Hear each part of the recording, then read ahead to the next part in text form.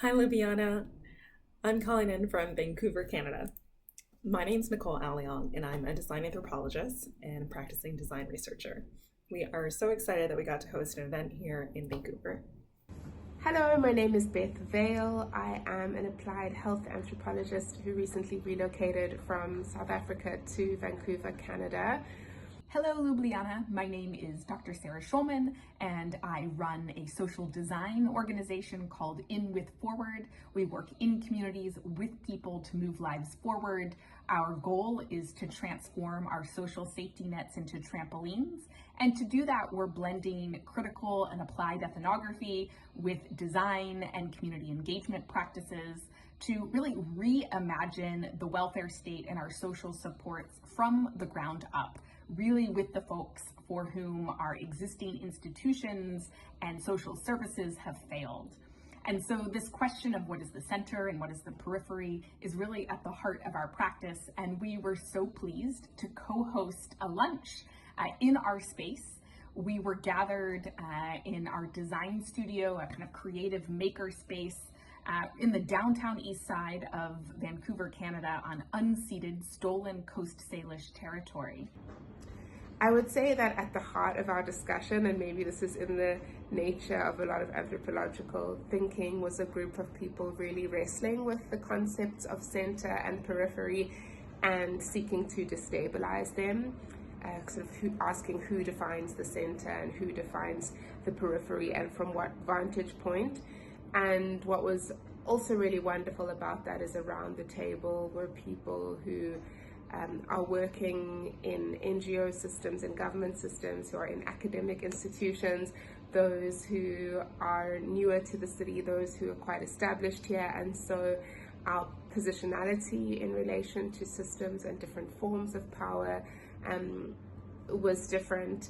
And in the process, a lot of the conversation was around actually many of the productive features of being on the so-called margins or in the so-called periphery, and that a lot of what many of us are trying to do is to dissolve the center or to decenter a lot of mainstream ideas, a lot of kind of assumptions about best practice, a lot of assumptions about roles and social dynamics.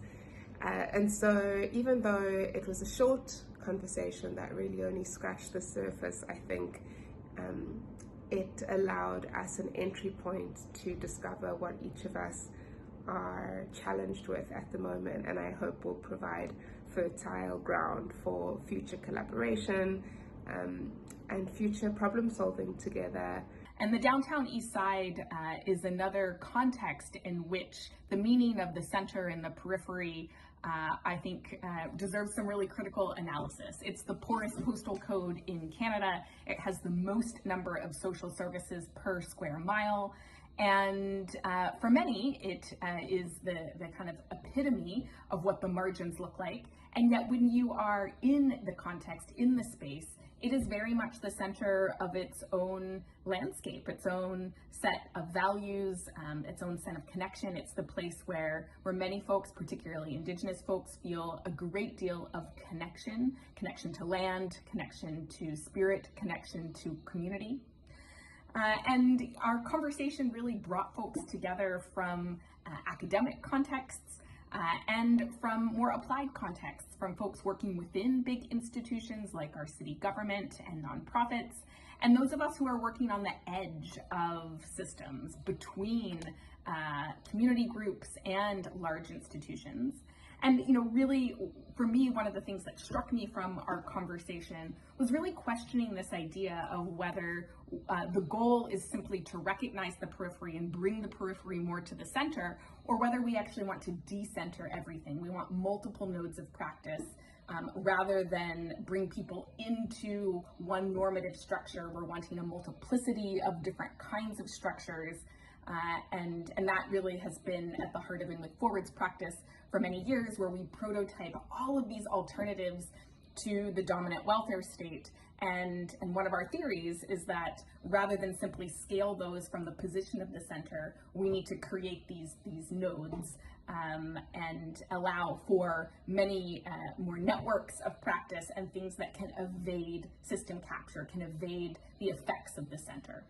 At the end of the event, I think it was really interesting to notice that we all agreed our definitions for center or periphery are all going to be varied and in some degrees imaginary, depending on where your position was, where you're coming from, what your past experiences are, and that all made a lot of sense.